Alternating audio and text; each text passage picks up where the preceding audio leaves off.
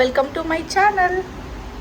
So ಇವತ್ತು again eyebrow class ತೊಗೊಂಡು ಬಂದಿದ್ದೀನಿ. ಸೊ ಬನ್ನಿ ವಿಡಿಯೋನ ಸ್ಟಾರ್ಟ್ ಮಾಡೋಣ.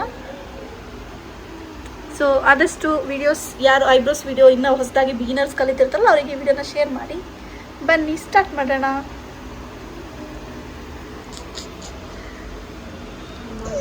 ಮಾಡಲ್ ಸೊ ಇವತ್ತು ನಮ್ಮ ಮಾಡೆಲ್ ಇವರು ಐಸ್ ಕ್ಲೋಸ್. ಸೊ ಬನ್ನಿ, ಎಕ್ಸ್ಟ್ರಾಸ್ ಇಷ್ಟಿದೆ ಎಕ್ಸ್ಟ್ರಾಸ್. ಸೊ ಇವಾಗ ಇದನ್ನ ನೀಟಾಗಿ ಶೇಪ್ ಹೇಗೆ ಕೊಡೋದು ಅಂತ ತೋರಿಸ್ತೀನಿ, ಬನ್ನಿ.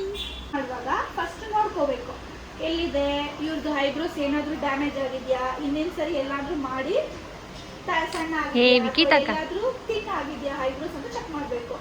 ಸಪೋಸ್ ನೀವು ಆ ರೀತಿ ಚೆಕ್ ಮಾಡಿದಿರಾ ಎಕ್ಸೈಟ್ಮೆಂಟ್ ಅಲ್ಲಿ ಸ್ಟಾರ್ಟಿಂಗ್ ಮಾಡಿಬಿಟ್ರೆ ಏನಾಗುತ್ತೆ ಗೊತ್ತಾ, ಸಪೋಸ್ ಅವ್ರಿಗೆ ಎಲ್ಲಾದರೂ ಹೋಗಿತ್ತಂದ್ರೆ ನಮ್ಮನ್ನೇ ಹೇಳ್ತಾರೆ. ಸೊ ನಿಮ್ಮ ಕಡೆಯಿಂದನೇ ಮಿಸ್ಟೇಕ್ ಆಗಿದೆ ಅಂತ. ಅದಕ್ಕೆ ಯಾವಾಗಲೂ ಕಂಪಲ್ಸರಿ ನೀಟಾಗಿ ನೋಡ್ಕೊಳ್ಳಿ ಎಲ್ಲಿದೆ. ಸಾರಿ. ಮತ್ತೆ ಏನು ಶೇಪ್ ಕೊಡ್ಬೋದು ಇವ್ರಿಗೆ ನೋಡಿದ್ರೆ ಸಾಫ್ಟ್ ಆರ್ಚ್. ನೀವು ಹೆಂಗೆ ಸಾಫ್ಟ್ ಆರ್ಚ್ ಅಂತ ಹೇಳ್ತೀರಾ ಅಂತ ಹೇಳಿದ್ರೆ, ಸೊ ಈ ಕ್ವಶನ್ ಬಂದು ಹಿಂಗಿದ್ರೆ ಮಾತ್ರ ಹೈ ಆರ್ಚ್, ಇದು ಬಿಟ್ಟರೆ ನಾರ್ಮಲ್ ಆರ್ಚ್. ಸ್ಟ್ರೈಟ್ ಇದ್ರೆ ನಾರ್ಮಲ್ ರೌಂಡ್, ಹಿಂಗಿದ್ರೆ ಫುಲ್ ರೌಂಡ್. ನಾರ್ಮಲ್ ಆರ್ಚ್ ಇಪ್ಪ ಏನಕ್ಕಿರ್ತಲ್ಲ ಅದನ್ನ ಮಾತ್ರ ನಾರ್ಮಲ್ ಆರ್ಚ್. ಇದು ಐ ಆರ್ಚ್. ಡಿಫ್ರೆನ್ಸ್ ಇದೆಯಾ? ಐ ಆರ್ಚ್, ಇದು ನಾರ್ಮಲ್ ಆರ್ಚ್. ಓಕೆ. ಸೊ ಫಸ್ಟಿಗೆ ಪೌಡರ್ ಹಾಕಿ ಸ್ಟಾರ್ಟ್ ಮಾಡಬೇಕು. ಪೌಡರ್ ಯಾಕೆ ಹಾಕ್ತಾರೆ? ಆ ಸ್ಪೇಸ್ ಬಂದು ಡ್ರೈ ಆಗಬೇಕು ಅಂತ. ತುಂಬಾ ಜನ ಏನು ಹೇಳ್ತಾರೆ, ಪೇಯ್ನ್ ಆಗುತ್ತೆ ಅದಕ್ಕೋಸ್ಕರ ಪೌಡರ್ ಹಾಕೋದಂತ. ಅದಕ್ಕಲ್ಲ. ಸೊ ಇಲ್ಲಿ ಸ್ವೆಟ್ ಆಯಿಲ್ ಏನಿದ್ರು ಹೇರಲ್ಲಿ ಟಚ್ ಆದಾಗ ಸ್ಕಿನ್ ಬೇಗ ಕಟ್ ಆಗುತ್ತೆ. ಸೊ ಆ ಜಾಗ ಡ್ರೈ ಮಾಡೋದಕ್ಕೋಸ್ಕರ ಪೌಡರ್ ಹಾಕೋದು. ಓಕೆನಾ? ಸೊ ಪೇಯ್ನ್ ಏನು ಕಮ್ಮಿ ಆಗಲ್ಲ ಇದು. ಸೊ ಫಸ್ಟಿಗೆ ನೋಡ್ಕೊಳ್ಳಿ, ಪೌಡರ್ ಹಾಕಿದ್ದೀವಿ. ಫಸ್ಟಿಗೆ ಶೇಪ್ ಕೊಟ್ಕೊ ಅಂತ ಬರಬೇಕು. ಆಮೇಲೆ ಎಕ್ಸ್ಟ್ರಾಸ್ ಏನಿದೆ ಅದನ್ನು ರಿಮೂವ್ ಮಾಡ್ಕೊಳ್ಬೋದು. ಇದನ್ನ ಝೂಮ್ ಮಾಡ್ಕೊ. ಹೋಲ್ಡ್. ಕೆಳಗಡೆ ಮತ್ತೆ ಮೇಲೆ ಎರಡು ಕಡೆ ಟೈಟಾಗಿ ಹಿಡ್ಕೋಬೇಕು. ಮೇಲೆ ಮತ್ತೆ ಕೆಳಗೆ. ಫಸ್ಟ್ ಯಾವಾಗಲೂ ತುಂಬ ಜನ ಕೆಳಗಡೆ ಹಿಡ್ಕೊಂಡ್ಬಿಟ್ಟು ಫುಲ್ ಹಿಂಗೆ ಎಳ್ಕೊಂಡ್ಬಿಡ್ತಾರೆ. ನಮ್ಗೆ ಅವಾಗ ಶೇಪ್ ಕೊಡೋಕೆ ಬರಲ್ಲ. ಅದಕ್ಕೆ ಫಸ್ಟ್ ಅವ್ರಿಗೆ ಹೇಳಿ ಮೇಲೆ ಲೈಟಾಗಿ ಕೆಳಗಡೆ ಹೋಲ್ಡ್. ಈ ಕಡೆ ಎಕ್ಸ್ಟ್ರಾಸ್ ಇದೆಯಲ್ಲ ಅದ್ರ ಹತ್ರ ಹೋಗಿ ಇಲ್ಲಿ ಎಕ್ಸ್ಟ್ರಾ. ಇವಾಗ ಎಕ್ಸ್ಟ್ರಾಸ್ ಅಂತ ಏನ ಕಂಡಿರ್ತೇವೆ ನಾವು ಹೇಳಿ, ಇಲ್ಲಿ ಬಂದು ಗ್ಯಾಪ್ ಜಾಸ್ತಿ ಇದೆ. ಈ ಜಾಗದಲ್ಲಿ ಬಂದು ಗ್ಯಾಪೇ ಇಲ್ಲ, ಅಂದರೆ ಪಕ್ಕ ಲೈನ್ ಇದೆ, ಗ್ಯಾಪ್ ಇಲ್ಲ. ಸೊ ಗ್ಯಾಪ್ ಇರೋದೆಲ್ಲ ಬಂದು ಎಕ್ಸ್ಟ್ರಾಸ್.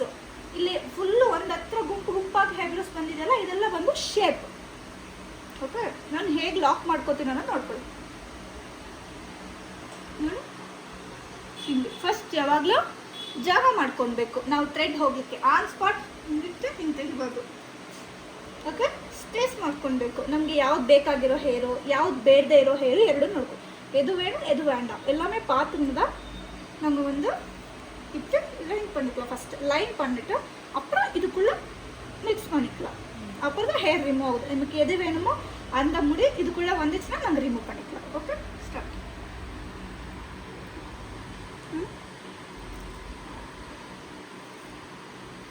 ಝೂಮ್ ಮಾಡ್ಕೋಬೇಕು ಎಕ್ಸ್ಟ್ರಾಸ್ ತೆಗೆಯೋದು.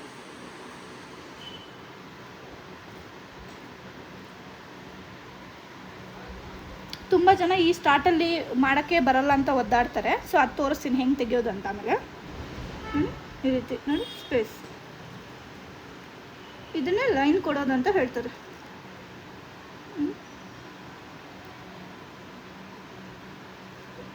ಕಾಣಿಸ್ತಿದೆಯಾ?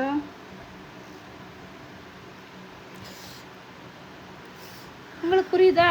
இப்போ பாருங்க, இங்கே ஒரு லைன் ஸ்டார்ட் ஆயிடுச்சு. தெரியுதா? ಲೈನ್ ಕಾಣಿಸ್ತಿದ್ಯಾ? ಇದನ್ನ ಹೇಳ್ತಾರೆ ಲೈನ್ ಕೊಡೋದು, ಶೇಪ್ ಕೊಡೋದು ಅಂತ. ಓಕೆ. ಸೊ ಬರ್ತಾನೆ ಒಂದು ಲೈನ್ ಸ್ಟಾರ್ಟ್ ಆಗ್ತಾ ಇದೆ. ಸೊ ಇವಾಗ ನೀವು ಇದರ ಆರ್ಡರಲ್ಲಿ ಬಂದಾಗ ಏನಾಗುತ್ತೆ, ನಿಮ್ಗೆ ಆಟೋಮೆಟಿಕಲಿ ಒಂದು ಲೈನ್ ಸಿಗೋಕೊಂಡ್ಬಿಡುತ್ತೆ. ನೀವೇ ಎಕ್ಸ್ಟ್ರಾಸ್ ಆಗಿ ಕೊಡಬೇಕು, ಎಕ್ಸ್ಟ್ರಾ ಶೇಪ್ನ ಕ್ರಿಯೇಟ್ ಮಾಡಬೇಕು ಅನ್ನೋ ನೆಸೆಸಿಟಿ ಬರಲ್ಲ. ಓಕೆ. So hold.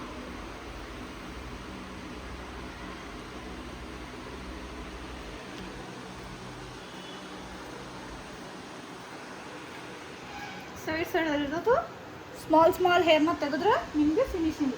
ಇವಾಗ ಇಲ್ಲಿ ನೋಡಿ, ಇಲ್ಲಿ ತನಕ ಹಿಂಗೆ angle change.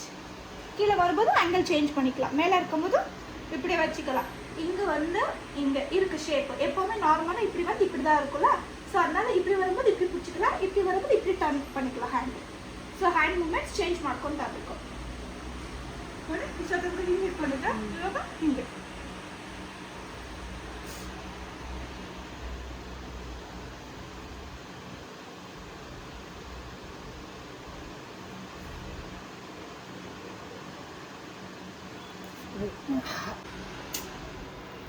Chotu skin cut होता है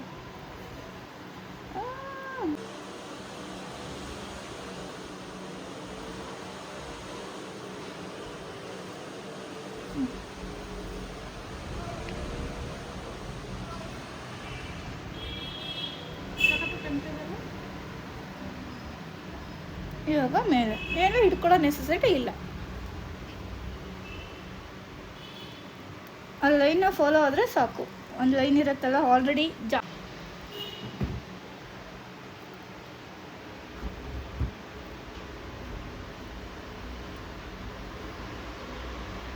ಹಾಗೆ ಆ್ಯಂಗಲ್ ಚೇಂಜ್.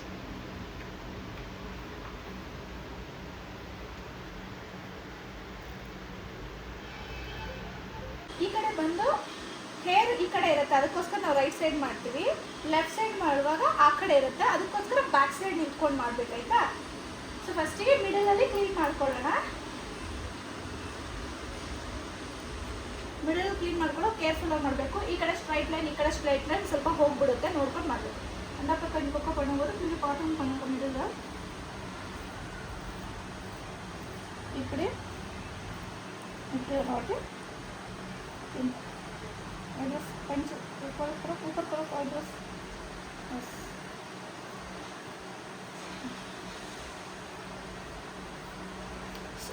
டைட்டன் இப்படி பண்ணி சொன்னால் டைட்டன் பண்ணுவாங்க. அப்போ வந்து கொஞ்சம் ஈஸியாக பிடிக்கும், ஏன்னா ஸ்கிப் ಕಟ್ ಆಯಿடும். ಸೆನ್ಸಿಟಿವ್ ಇದ್ದರೆ ಅದರ ಸ್ವಲ್ಪ ಹೋಲ್ಡ್ ಮಾಡೋಕ್ಕಿರಬೇಕು. ನೆಕ್ಸ್ಟ್ ಲೆಫ್ಟ್ ಸೈಡ್ ಬರುವಾಗ ಹೋಲ್ಡ್ ಹೋಗ್ತೀನಿ.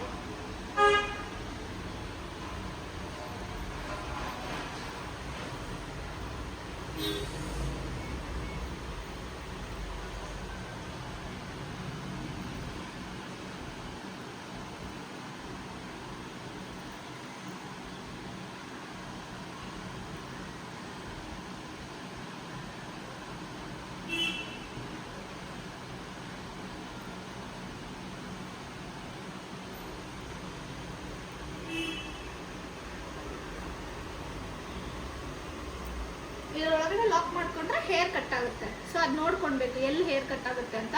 ಫಸ್ಟು ಈ ರೀತಿ ಮಾಡುವಾಗ ಇದರಲ್ಲಿ ಶಾರ್ಪ್ ಲೈನ್ ಮಾಡ್ಕೊತೀನಿ, ಕ್ರಿಯೇಟ್ ಮಾಡ್ಕೊತೀನಿ, ಡಿವೈಡ್ ಮಾಡ್ಕೊತೀನಿ. ಬೇಕಾಗಿರೋ ಹೇರು ಬೇರೆ ಹೇರ್ ಡಿವೈಡ್ ಮಾಡ್ಕೊತೀನಿ. ಅದಾದಮೇಲೆ ಹ್ಯಾಂಡ್ ಮೂವ್ಮೆಂಟ್ ಮಾಡ್ತೀನಿ. ಸೊ ಲೆಫ್ಟ್ ಹ್ಯಾಂಡು ಸ್ವಲ್ಪ ನೀವು ಮೇಲೆ ಎತ್ತೋದ್ರಿಂದ ಏನಾಗುತ್ತೆ, ಪೇಯ್ನ್ ಸ್ವಲ್ಪ ಕಮ್ಮಿ ಆಗುತ್ತೆ ಅವರಿಗೆ. ಒಂದು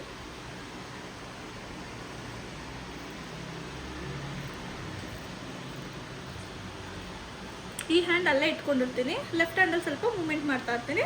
ಸೊ ಸ್ವಲ್ಪ ಸ್ವಲ್ಪ ಆ ಕಡೆ ಈ ಕಡೆ ಮೂವ್ ಮಾಡ್ಕೊತೀನಿ. ಲೆಫ್ಟ್ ಸೈಡ್ ಮಾಡುವಾಗ ಸ್ವಲ್ಪ ಕೇರ್ಫುಲ್ಲಾಗಿ ಮಾಡಬೇಕು, ಯಾಕೆಂದರೆ ನಾವು ಹಿಂದೆಗಡೆ ಇರೋದ್ರಿಂದ ನಮಗೆ ಆ ಥಿಕ್ನೆಸ್ ಗೊತ್ತಾಗಲ್ಲ. ತುಂಬ ಜನಕ್ಕೆ ನೀವು ಐಬ್ರೋಸ್ ಅಬ್ಸರ್ವ್ ಮಾಡಿ, ಈ ಕಡೆ ಕಂಪೇರ್ ಮಾಡಿದ್ರೆ ಈ ಕಡೆ ಬಂದು ಸ್ವಲ್ಪ ಸ್ಪೇಸ್ ಜಾಸ್ತಿ ಇರುತ್ತೆ. ಯಾಕೆ ಅಂತ ಹೇಳಿದ್ರೆ ಹಿಂದೆ ನಿಂತ್ಕೊಂಡು ತೆಗಿವಾಗ ನಮಗೆ ಆ ಥಿಕ್ನೆಸ್ ಗೊತ್ತಾಗಲ್ಲ. ಸೊ ನಾವೇನು ಮಾಡ್ತೀವಿ, ಫಸ್ಟು ಸ್ವಲ್ಪ ನೀಟಾಗಿ ಎಕ್ಸ್ಟ್ರಾಸ್ ಒಂದು ಲೈನ್ ಅಂದಾಜ್ ಮೇಲೆ ಒಂದು ಲೈನ್ ಕೊಟ್ಕೊಂಡು ಸ್ವಲ್ಪ ಟರ್ನ್ ಮಾಡಿ ನೋಡುವ, ಓಕೆನಾ ಇಲ್ಲ. ತುಂಬ ಒಳಗಡೆ ತೆಗೆದ್ಬಿಡ್ತಾರೆ ಲೆಫ್ಟ್ ಸೈಡ್, ತುಂಬ ಜನ ಅದೇ ರೀತಿ ಪ್ರಾಬ್ಲಮ್ ಮಾಡ್ತಾರೆ. ಸೊ ಅದಕ್ಕೋಸ್ಕರ ಲೆಫ್ಟ್ ಸೈಡ್ ಮಾಡುವಾಗ ಸ್ವಲ್ಪ ನೋಡ್ಕೊಂಡು ಮಾಡಿ. ರೈಟ್ ಸೈಡ್ ಮಾಡುವಾಗ ನಾವು ಅಲ್ಲೇ ನಿಂತ್ಕೊಂಡಿರ್ತೀವಿ, ಥಿಕ್ನೆಸ್ ಗೊತ್ತಾಗ್ತಾ ಇರುತ್ತೆ, ಮೇಲೆ ಕೆಳಗಡೆ ಎಷ್ಟಿದೆ ಅದು ನೋಡ್ಕೊಂಡು ತೆಗಿತಿರ್ತೀವಿ. ಬಿಕಾಸ್ ಬ್ಯಾಕ್ ಸೈಡ್ ನಿಂತ್ಕೊಂಡಾಗ ಏನಾಗುತ್ತೆ ಅಂದರೆ ನಮಗೆ ಈ ಥಿಕ್ನೆಸ್ ಬಂದು ಗೊತ್ತಾಗಲ್ಲ. ಸೊ ಇಲ್ಲಿ ತುಂಬ ಸಣ್ಣ ಮಾಡಿಬಿಡ್ತೀವಿ, ಅದಕ್ಕೆ ಸ್ವಲ್ಪ ಚೆಕ್ ಮಾಡಿಕೊಂಡು ಮಾಡಿ. ஸோ பின்னாடி பண்ணும்போது கொஞ்சம் பார்த்துக்கலாம், ஏன்னா வந்து இப்படி நின்று பண்ணும்போது நமக்கு அந்த திக்னஸ் எல்லாமே தெரியுது. பின்னாடி நின்றுட்டு பண்ணும்போது என்ன ஆகுதுன்னா நமக்கு இது வந்து இந்த திக்னஸ் குறைஞ்சிடும். ஸோ அதனால இப்படி பண்ணுறோமா, இது பாருங்கள் எவ்வளோ குட்டியாக தெரியுது. ஸோ அதனால கொஞ்சம் ஒரு வாட்டி ஒரு லைன் அளவுக்கு எடுத்துகிட்டு மறுபடியும் வந்து கொஞ்சம் செக் பண்ணிவிட்டு வேணால் எக்ஸ்ட்ராஸ் இருந்தால் ரிமூவ் பண்ணிக்கலாம். ஓகே, அது பார்த்துட்டு பண்ணுவோம். ஏன்னா லெஃப்ட் சைடு கொஞ்சம் எப்போவுமே சும்மா கம்ப்ளைண்ட் எனக்கு அதுதான் வருது. ஸோ லெஃப்ட் சைடு கொஞ்சம் தின்னாக இருக்குது, இது கொஞ்சம் ப்ராடாக இருக்குது, அப்படி தான் வருது. இங்கே வந்து ரொம்ப கேப்பு, நீங்கள் நல்லா அப்சர்வ் பண்ணால் தெரியும். இந்த கேப்புக்கும் நல்லா டிஃப்ரென்ஸ் வரும். இது கொஞ்சம் மேலே தான் இருக்கும், அது கொஞ்சம் அப்சர்வ் பண்ணிக்கலாம். ஸோ ஹோல்ட்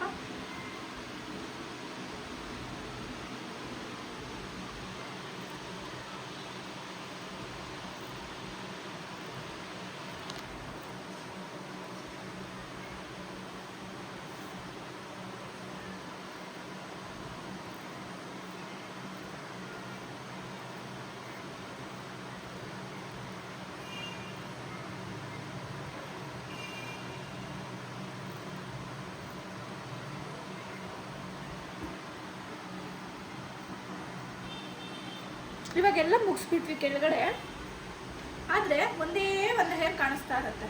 ಸೊ ಅದು ತುಂಬ ಡಿಫಿಕಲ್ಟ್ ನಿಮಗೆ ತೆಗಿಯುವಾಗ, ಯಾಕಂದರೆ ಲಾಕ್ ಮಾಡ್ಕೊಳ್ಳೋಕ್ಕೆ ಸಿಗಲ್ಲ. ಸೊ ಕಂಪ್ಲೀಟಾಗಿ ತೆಗೆದುಬಿಡ್ತೀವಿ. ಬಟ್ 1 or 2 ಹೇರ್ ಸಿಗಾಕೊಂಡಾಗ ತೆಗಿಯೋದು ತುಂಬ ಕಷ್ಟ. ஸோ எல்லாமே பண்ணும்போது பண்ணிடலாம் ஒரே வாட்டி. ஆனால் ஒன்று எங்கேயாச்சும் விட்டுட்டு மறுபடியும் அது பண்ணணும்னா கிடைக்கவே கிடைக்காது. கொஞ்சம் சர்க்கஸ் தான் பண்ணணும், அது வந்து கொஞ்சம் சேர்க்க வைக்குது. ஸோ அந்த ட்ரிக்ஸ் எப்படின்னு சொல்கிறேன். ಇದು ಬಿಡು ಹೊರಡಪ್ಪ. ಸೊ ಅದು ಹೆಂಗೆ ತೊಗೊಳ್ಳೋದು, ಯಾವ ರೀತಿ ಲಾಕ್ ಮಾಡ್ಕೊಳ್ಳೋದು ಅಂತ ಹೇಳ್ತೀನಿ ನೋಡಿ.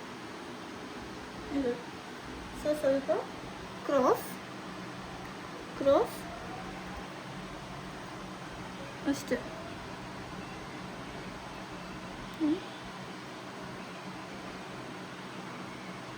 இப்போ இங்கே கேப்பே இல்லை, தெரியுதா? 3 இருக்குங்க, ஆனால் நான் 2 தான் எடுக்கணும். ஆனால் கேப்பே இல்லை இங்கே, தெரியுதா?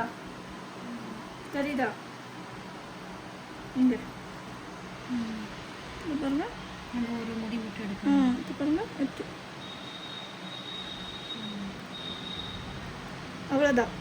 அதுக்கு முன்னாடி இருக்கக்கூடாது, ஏன்னா வந்து அதுக்கு உள்ளே போயிடும். ಸೊ ಎಷ್ಟು ನಾವು ಯಾವ ಹೇರ್ ತೆಗಿಬೇಕು ಅನ್ಕೊಂಡಿದ್ದೀವಿ ಅಷ್ಟು ಮಾತ್ರ ಲಾಕ್ ಮಾಡಿ ಜಸ್ಟ್ ಹಿಂಗೆ ಫುಲ್ ಮಾಡಿದ್ರೆ ಸಾಕು. ಸಪೋಸ್ ನೀವು ಅದನ್ನು ಫುಲ್ ಎಳೆದಿದ್ದೀರ ಅಂದರೆ ಫುಲ್ ಲೈನ್ ಒಳಗೆ ಹೋಗ್ಬಿಡುತ್ತೆ. ಸೊ ಅಲ್ಲಿ ತುಂಬ ಕೇರ್ಫುಲ್ಲಾಗಿ ನೋಡ್ಕೊಂಡು ತಗೋಬೇಕು ಅಷ್ಟೇ. ಮೇಲೆ ತಗೊಂಡು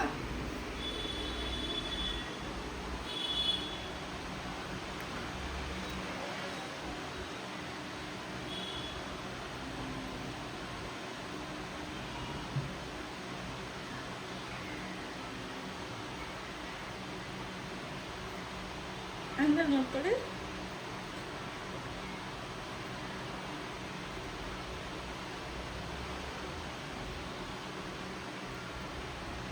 ಯಾವ ರೀತಿ ಇದೆ 2 ಕಡೆ ಯಾವ ರೀತಿ ಇದೆ. ಇವಾಗ ಸಿಸರ್ ಕಟ್ ಮಾಡೋಕ್ಕೆ ತೋರಿಸ್ತೀನಿ ನಾನು ಬೇರೆ. ಸೊ ತುಂಬ ತೆಗಿಯೋಕ್ಕೆ ಹೋಗಬೇಡಿ. ಇವಾಗ ನೋಡಿ ನಾನು 2 ಕಡೆ ಸ್ವಲ್ಪ ಬಿಟ್ಟಿದ್ದೀನಿ. ಇವಾಗ ಇನ್ನೂ ಇಲ್ಲಿ ಒಂದು ಲೈನ್ ತೆಗಿಬೇಕು. ಸೊ ಇವಾಗ ತೆಗಿಯೋಣ. ಫಸ್ಟು ಕಟ್ ಮಾಡಿಬಿಡೋಣ. ಇಲ್ಲೊಂದು ಲೈನ್ ಇದೆ, ಕಾಣಿಸ್ತಿದೆಯಾ ಈ ಕಡೆ? ಆ ಲೈನ್ ಹತ್ರ ಇಟ್ಟರೆ ಎಕ್ಸ್ಟ್ರಾಸ್ ಇರೋದು ಚೆನ್ನಾಗಿ ತಾನೇ ಕಟ್ ಆಗುತ್ತೆ.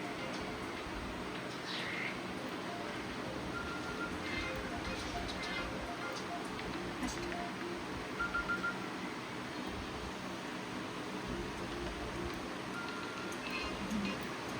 ಎಕ್ಸ್ಟ್ರಾಸ್ ಗೊತ್ತಾಗ್ತಿದೆ ನಿಮಗೆ? ಮೂವ್ ಮಾಡಿದ್ರೆ ಗೊತ್ತಾಗುತ್ತೆ ನೋಡಿ ಎಕ್ಸ್ಟ್ರಾಸು.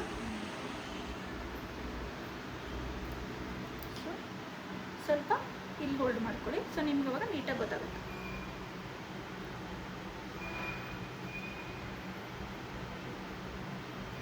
ಸೊ ಇವಾಗ ಇನ್ನೂ ಎಕ್ಸ್ಟ್ರಾಸ್ ಎಲ್ಲಾದರೂ ಇತ್ತಂದರೆ ಇನ್ನು ತೆಗೆಯೋದು ನಿಮಗೆ ಈಸಿಯಾಗಿ ಗೊತ್ತಾಗುತ್ತೆ ನೋಡಿ. ಇದೆಲ್ಲ ಇನ್ನೂ ಎಕ್ಸ್ಟ್ರಾಸ್ ಇದೆ, ಅದು ಕಟ್ ಮಾಡೋಕ್ಕೆ ಸಿಗ್ತಾ ಇಲ್ಲ ನಮ್ಮ ಕೈಗೆ. ಇವಾಗ ಏನು ಮಾಡ್ತೀವಿ ಅಂದರೆ ನೋಡಿ, ಇವಾಗ ಕಟ್ ಮಾಡೋಕ್ಕೆ ಸಿಕ್ಕಿಲ್ಲ ಅಲ್ವಾ, ಅದನ್ನೆಲ್ಲ ರಿಮೂವ್ ಮಾಡ್ಕೊಳ್ಳೋಣ.